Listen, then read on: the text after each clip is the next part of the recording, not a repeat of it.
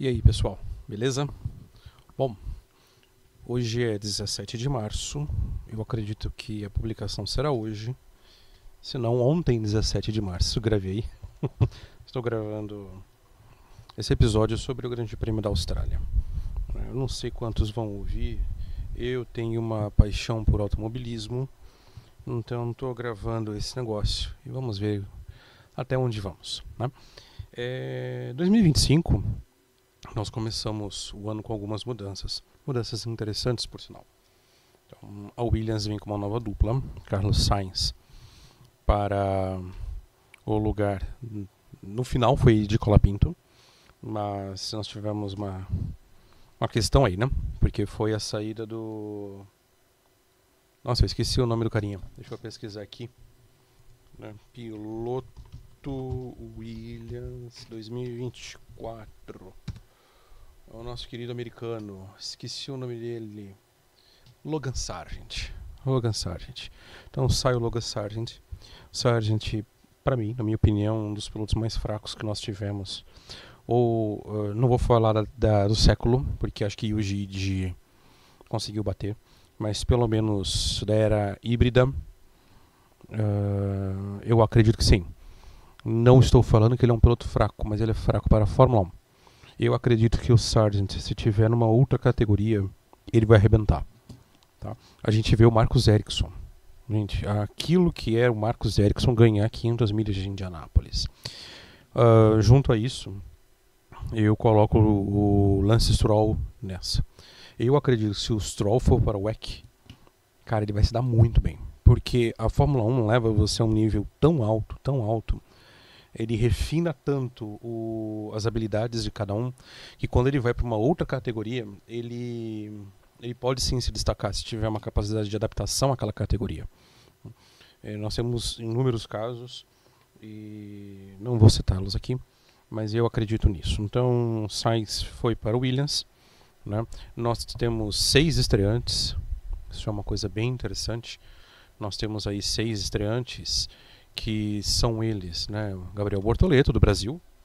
Então voltamos a ter um brazuca aí e voltamos a ter os comentários pachequistas, porque nada como um brasileiro reclamar ou falar que tudo é culpa dos outros, exceto do próprio brasileiro. Então não duvido, inclusive já vi comentários após essa corrida, mas eu não duvido que começará a temporada de sabotagens contra o nosso borboleto. Porque ele é brasileiro, porque ele é latino-americano, porque ele é sul-americano, porque ele não é europeu e por causa disso XYZ. Né? A gente vai ver muito disso aí esse ano. Então está reiniciado a temporada de falar mal dos outros e não assumir os próprios erros. Né?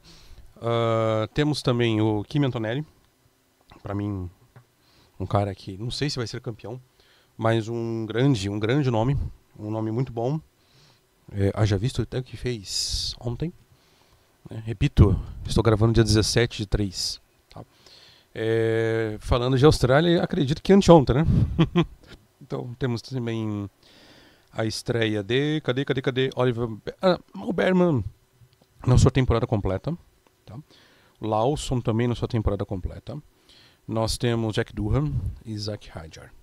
Tá? Então são esses aí que estão efetivamente, como posso dizer, estreando.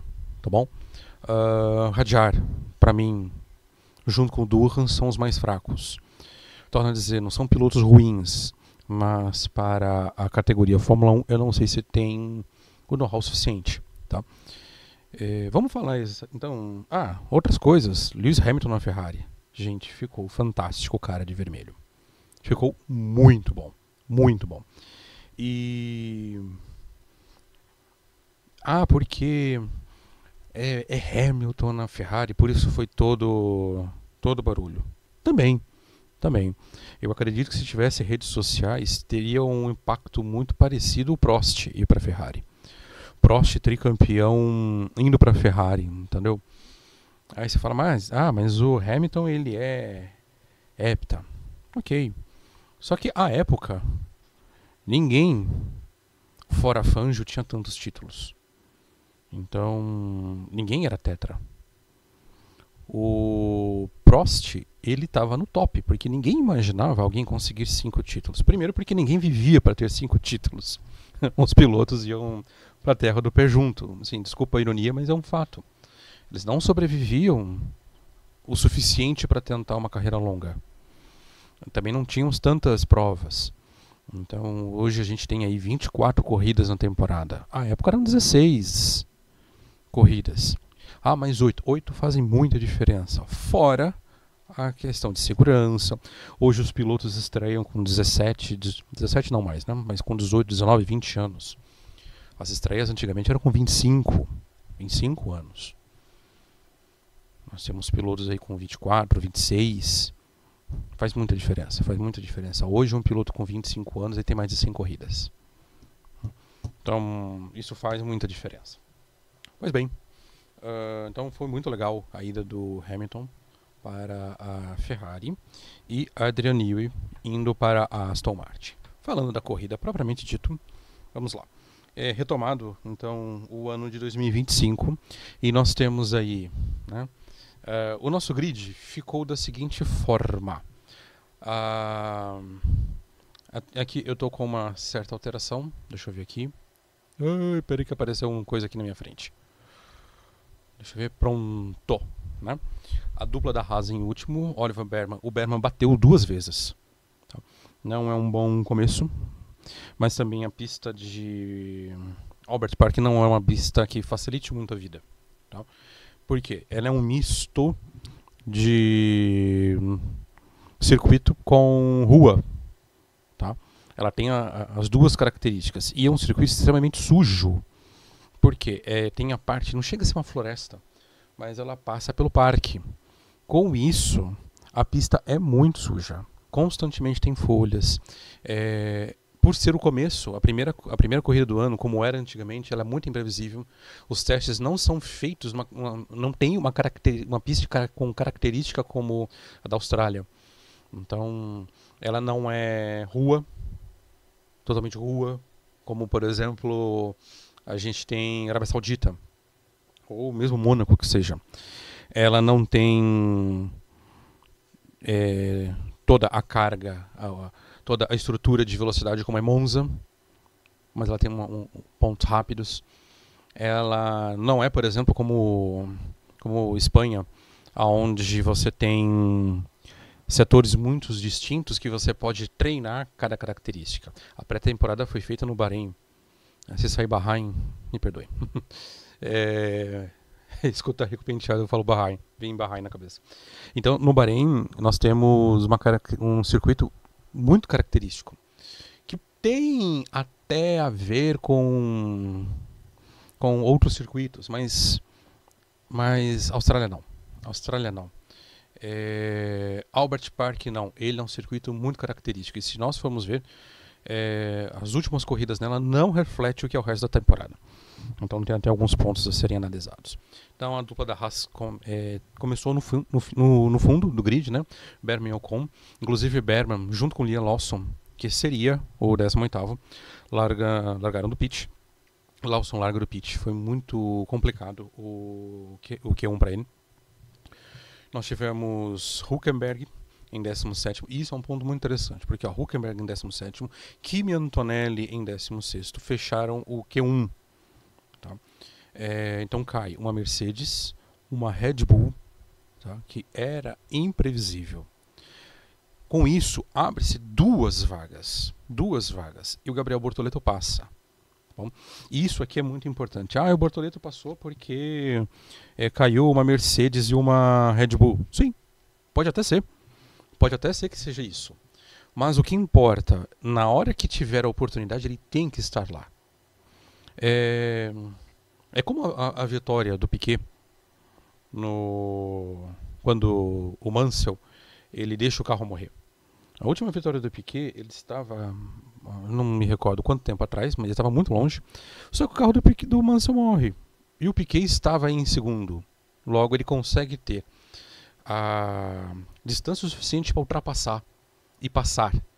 Né? Ultrapassar e passar foi horrível. Para ultrapassar o Mansell e vencer. Por exemplo, Inglaterra 2020, onde Lewis vence com 3 pneus. Se o Max estivesse mais perto, ele teria vencido. A oportunidade precisa também, você estar por perto para agarrar a oportunidade. Apareceu, vai fazer o quê? Se você está muito longe. Né? Existe o caso do Max também, que precisou parar. Na hora que os pneus começaram a estourar, na hora que o Bottas estoura, o Max vai para o pit. Porque vai que ele perde também. Então, nada garante que o Max, se não fosse para o pit, terminaria. Então eles preferiram garantir. Com isso, o Bortoleto passa, porque a oportunidade, ele estava lá. Ele fez o dele, o Nico não passou. E o Hülkenberg, ele é um piloto muito rápido. Muito rápido. Tá? Então, 15º Bortoleto, 14º Jack Durham. Interessante, o Durham como Alpine. Tá bom? Ó, o Bortoleto terminou ali colado, terminou junto. Alonso, 12º, Zac Hadjar em 11º. Foram para Q3 e terminaram nas 10 primeiras posições. Sainz com a Williams mostrando força. Tá? Ela mostrou força no Bahrein e ela mostra força agora na Austrália. Pierre Gasly com a Alpine. Obviamente o Gasly ia terminar à frente do Durham. Isso se não for um pneu, tá? Como diria no tênis, se não for um 24-0. Bom, eu duvido muito que em condições normais o Durham termine à frente do Gasly. Hamilton em 8º, Leclerc em 7º. Em condições normais, principalmente nessa primeira parte, eu duvido muito que o Hamilton termine à frente do Leclerc. Por algumas questões. Primeiro, eu estou falando em classificação, tá? Primeiro, porque Hamilton tem 40 anos. A idade está chegando. O Leclerc é um cara extremamente rápido. Ele me lembra muito Mansell. É um cara extremamente rápido. Para mim, o Leclerc é um dos pilotos mais rápidos que nós já tivemos. A questão do Leclerc é outra. É muito mais mental do que digamos assim, velocidade. Tá? Alex Albon, 6º. Yuki Tsunoda, 5º. Yuki fez uma volta muito boa. George Russell, 4º. Verstappen, 3º. Piastri, 2º. Lando Norris, 1º. Tá? Lando começa com pole a temporada. E terminamos com a vitória do Norris. Eu acho que isso aqui foi uma vitória maiúscula. Tá? Por quê? Vamos lá. O Lando, ele recebeu uma pressão muito grande. Primeiro, ele largou bem. Não, vamos lá, ele não largou mal. E eu fiz confusão na minha cabeça. A curva era para a esquerda, a primeira curva foi para a direita. Então, com isso, facilitou. Desculpa, foi para a esquerda. Eu achava que a curva ia ser fechando o segundo. Não, ele consegue tracionar muito bem. Ele traciona muito. Ele consegue defender a posição. Gente, quem larga do lado dele é o Piastri. Então ele larga bem. Ele consegue aí uma boa posição de pista. E marcando posição, ele deixa a bucha para o Piastri. Piastri que se vire com o Verstappen. E é isso que o Lando precisa fazer na largada. Marcar a posição e deixar a bomba para o resto. Né? Até como quem já viu o Tio Delvas falando, quem larga lá na zona do Afeganistão sofre. Gente, quando você não tem a pista limpa à frente, você vai sofrer numa condição como foi ontem, por exemplo, com chuva. A hora que deu o start para a volta de formação, né, para formation lap, você viu o spray. O spray era muito alto. Então, o cara era o primeiro colocado, fez o que tinha que ser feito, largou bem, marcou a posição e foi embora. Beleza? Em segundo termina o Verstappen. Antes disso, complementando, ele teve alguns erros. A pista estava um sabão, estava escorregadia demais. E aí, não tinha muito o que fazer. Não tinha muito o que fazer. Era um pouco meio de lei da sobrevivência. Tá? Então, com isso, o Norris consegue se manter vivo numa pista que estava verde, numa pista que estava muito crua para aquelas condições, pouca borracha, pouca sustentação, uma chuva que parava e voltava. Para nós que estávamos assistindo, é a melhor das condições. Para quem estava pilotando, era um Deus nos acuda. Então, o Lando, ele se posiciona bem, ele consegue se manter vivo, ele tem a sorte de quando erra, que ele perde a posição, uma sequência de safety cars para poder se recuperar. Então, pode-se falar que é sorte de campeão, vamos ver no fim do campeonato. Mas uma coisa que é importante é que ele começa muito bem. 23 e 24, a McLaren ela leva 1/3 do campeonato para começar a disparar. Agora não. E na minha opinião, se a diferença de carro for de 0,3 segundos, tá? Se a diferença de carro entre a Red Bull e a McLaren for de 0,3, a disputa do título será Norris, Piastri e Verstappen. Agora, se a diferença for de meio segundo, a luta é entre os dois pilotos da McLaren. Eu não vejo, sinceramente, não vejo as Ferraris disputando se a diferença da Ferrari for maior do que 0,3. O Hamilton, em tempos anteriores, 0,3 ele tirava no braço. Agora é uma temporada de adaptação. Então ele aguenta uma pressão muito grande do Verstappen no final. Pode ser que se tivesse mais uma volta ele perdesse? Pode ser. Eu acredito que sim. Mas jogou o que jogou, foi o que foi. Então, venceu nas 52 voltas, né? Porque uma foi retirada da contagem. Então Norris vence, segurando a pressão do Verstappen, que não é uma pressão fácil. O Verstappen pressionando, eu acho ele mais piloto hoje do que o Alonso no pico. O Alonso era muito interessante quando você via ele se aproximando, parecia que era um trator que ia passar por cima de tudo. É o Verstappen. E o Verstappen coloca uma Red Bull inferior. Quando a gente fala que a Red Bull é um carro inferior, a gente não está falando que é uma Sauber. Nós estamos falando que perto da McLaren ele não é um carro muito bom. Simples assim. Então, com isso, o Max realmente no braço, segura o carro, tem os seus erros, volta a falar pista crua, verde, primeira corrida, todo mundo se adaptando ao novo carro. Mas é praticamente o mesmo carro do ano passado. Sim, é praticamente o mesmo carro. Só que é novo chassi, novo assoalho, novo tudo. Tá? Novo tudo. Então, uma nova adaptação. Max termina em segundo e eu acredito que foi um grande lucro para ele. Russell em terceiro. Eu acho a grande característica do Russell ultimamente é ser estável. Quando ele acelera para tentar correr atrás, parece dar ruim. Agora, ele tentando fazer o dele ali, esperando, estando na moita, como foi, eu acho que a segunda vitória dele na temporada passada, que ele ficou só esperando ali, tava lá. A oportunidade apareceu, ele venceu. Eu acredito que o Russell, nessa pegada, terceiro foi até demais. Mas, diante de tudo, oportunidade e estar no lugar certo para poder abraçar a oportunidade que se aparece. Kimi Antonelli quarto. Gente, Kimi, vamos lá. O Antonelli, ele larga de 17º, ok? Ele larga de 16º e termina em quarto. Isso foi gigante. Numa pista dificílima. Um piloto que estava fazendo a sua estreia quase pega pódio. Ele ficou a 1,5 segundos do pódio. Isso foi gigante. Eu acho que isso é uma corrida para calar a boca de crítico. Albon termina em quinto. O Sainz, quando sai, né? Sai saindo. Ele... eu tenho uma piadinha de quinta série, de tiozão do pavê. Então, é triste.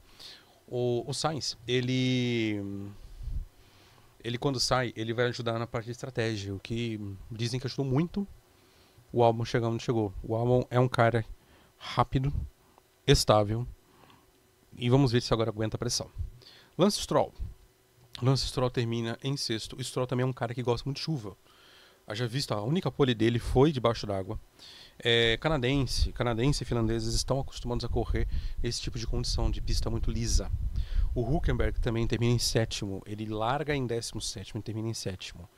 Assim, monstruoso. Conseguiu 6 pontos, importantíssimo. Já tira a Sauber do zero logo de cara. A Sauber não tem um carro bom, então aproveita a oportunidade. Leclerc termina em oitavo. Sim, as Ferraris foram uma grande decepção, né? Foi a decepção, foi as Ferraris, então não tem muito o que dizer aqui. Leclerc oitavo, Piastri nono, Piastri errou, era para o Piastri ganho. Eu acredito que quando a McLaren pede no fight para Piastri, para Norris, broxou o cara, entendeu? Murchou, o cara desconcentrou, entendeu? Então, ainda assim, terminou no nono lugar, terminou pontuando, mas já são 23 pontos atrás de quem pode buscar o título. E o Hamilton estreia fazendo um pontinho, né? Corrida muito ruim da Ferrari.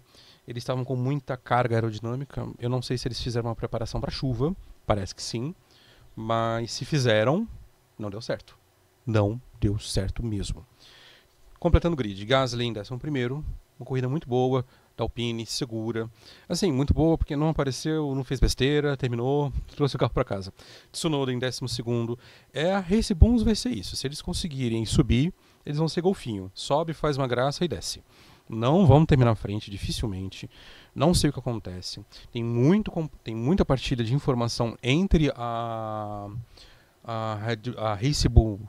Racing Bulls e a Red Bull, mas não desenvolve, simplesmente não desenvolve. O Ocon termina em 13º e o Berman em 14º. Termina em 13º e 14º, que foram as duas últimas posições. Não concluíram Lawson, né, Bortoleto, Alonso, Sainz, Durham e Hadjar. É isso, falei demais. A minha meta é uns 10 a 12 minutos. Quase 7 foi sobre a entrada, aí, o começo da temporada, falar um pouquinho. Alonguei até em alguns pontos, mas a ideia é falar um pouco menos. Comenta, tem sugestões, compartilha e vamos aumentar aí a nossa comunidade do esporte que tanto amamos, né, de ver 20 playboys andando num protótipo, se matando em algumas voltas. Muito obrigado, até mais.